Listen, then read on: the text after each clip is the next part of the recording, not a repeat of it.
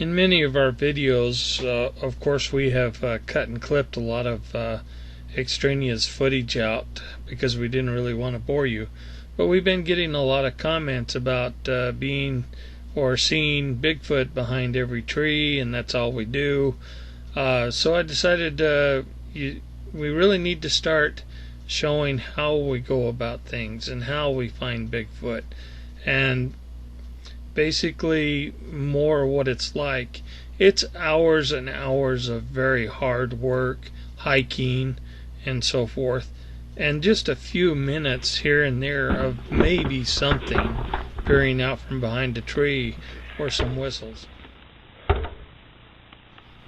One thing we try to do while we're in camp is to go about our normal business as if we're just a bunch of campers.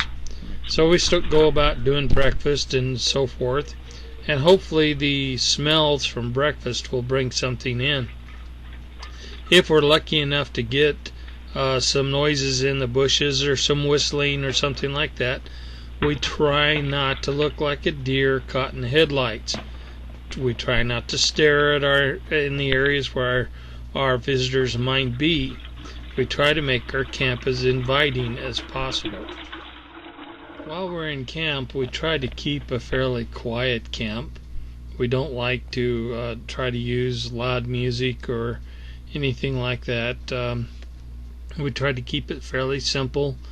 No yelling, shouting, chasing around, no acting like it's a spring break trip, no booze, no anything like that that might cause problems. For one, you need your wits about you, so booze is kind of out. But we have had people come in and act like it's a spring break and shouting at the top of their lungs and riding in the back of pickup trucks and yelling and going down the road and shooting rifles. This does not work for Bigfooting. If you want something in your camp that you can talk about, you need to be fairly quiet.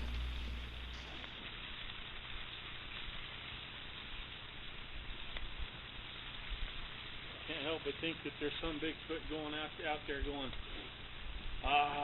bacon. Over the years, many people have watched our videos, and they leave us the comment that again that we're seeing Bigfoot behind every tree. I would like to mention that it's not just Susan and I that go out and search for these things.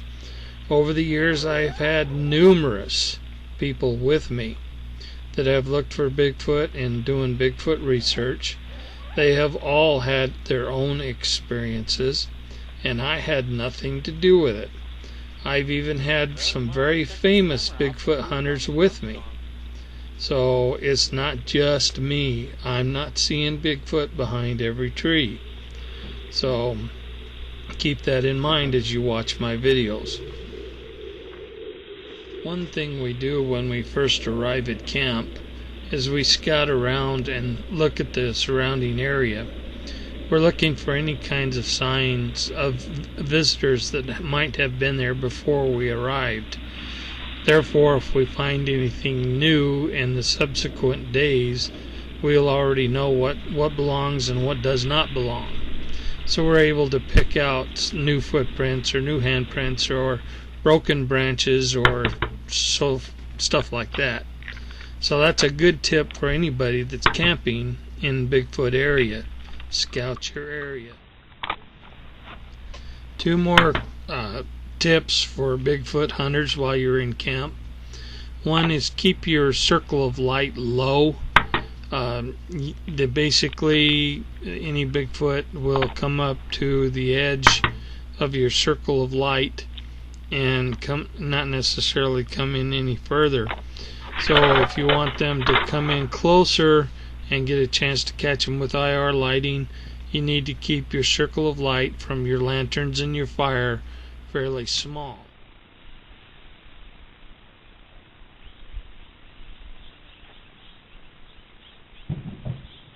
Another thing, don't bring a dog. Bigfoot doesn't like dogs. Dogs don't like Bigfoot. It's a good way to get rid of your dog if you turn him loose and let him chase after a Bigfoot. So dogs are a no-no. I'm talking to the camera now, but we had a camera down there on that stump right there, and then over there by that log we had some brownies. Brownies disappeared, but the camera failed to get a picture, so we don't know what took them. Now, we did have a pretty busy night last night as far as whistling goes. I'm thinking we had like 3 whistles. They would sync up, and it would sound like some kind of eerie stereo. But unfortunately, the road that we wanted to use is now closed due to a radiation cleanup.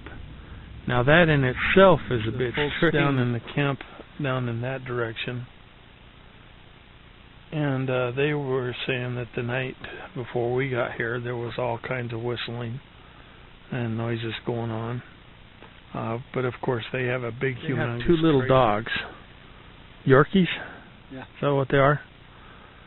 Perfect Bigfoot food. So, that's why I say snacks. Snacks, yeah. But they've been watching them pretty close. One did escape and make it down to our camp here, but he ran away. Okay, I guess that's it for now. We fund our research through DVD and book sales. We do not charge fees for any volunteer researchers who attend our outings. If you would like to help our research, please do so by purchasing a book or DVD available through Amazon.com, SouthwestPublication.com, and or order through your local bookstore. Thank you.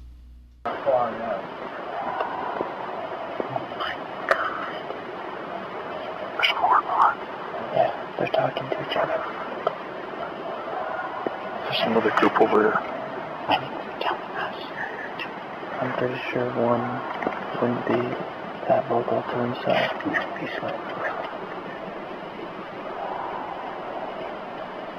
Another one.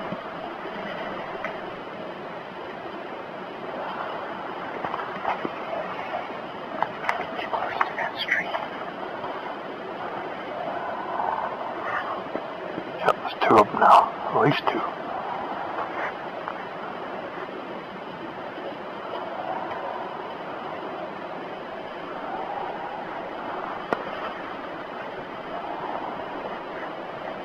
Thought I heard a branch break.